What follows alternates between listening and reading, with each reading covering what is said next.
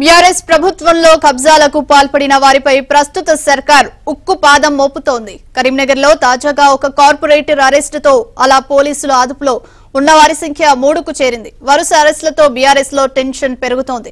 ఈలోపే Karimnagar police commissioner Abhishek Mahanti ఒక ప్రత్యేక దర్యాప్తు బృందాన్ని కూడా ఏర్పాటు చేశారు. సిట్ కు ఇప్పుడు ఫిర్యాదులు కుప్పలు తెప్పలుగా వచ్చి పడుతున్నాయి. ఇక కార్పొరేటర్లతో భేటీ అవుతున్న కేటీఆర్ వారికి ధైర్యం చెప్పే ప్రయత్నంలో ఉన్నారు. ఇక దీనికి సంబంధించి మరిన్ని అప్డేట్స్ మా కరెస్పాండెంట్ శ్రీనివాస్ అందిస్తారు. శ్రీనివాస్ చెప్పండి, కరీంనగర్ లో కార్పొరేటర్ కబ్జాకు సంబంధించి కూడా అరెస్ట్ అయినట్టు తెలుస్తోంది. సో ఏంటి పోలీసులు ఏం చెప్తున్నారు?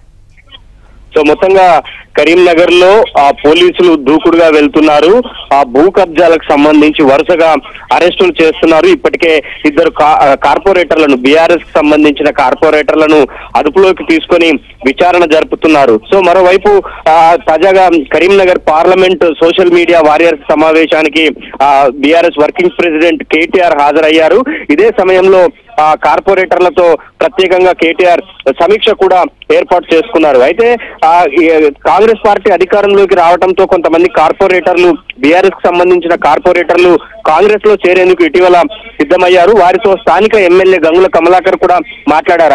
అయినా కూడా కొందరు కార్పొరేటర్లు వెనక్కి తగ్గలేదు. తాజాగా స్వయంగా కేటీఆర్ రంగంలోకి దిగి కార్పొరేటర్లతో మాట్లాడారు.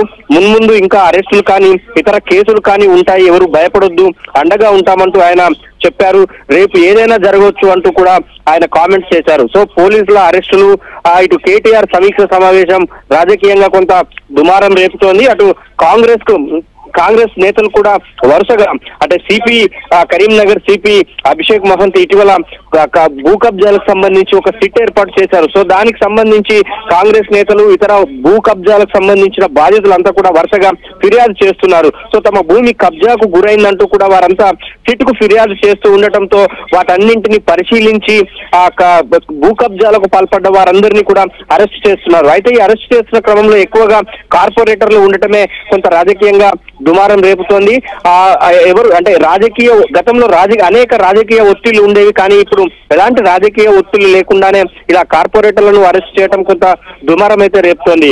సో మొత్తంగా కేటీఆర్ సమీక్షలో కొంతమంది కార్పొరేటర్లు కొంత అసంతృప్తిని కూడా వ్యక్తం చేశారు. గతంలో కొంతమంది తమను అంటే బీఆర్ఎస్ పార్టీకి సంబంధించి పట్టించుకోలేదంటూ కూడా కొంత కామెంట్ అయితే చేసిన పరిస్థితి ఉంది.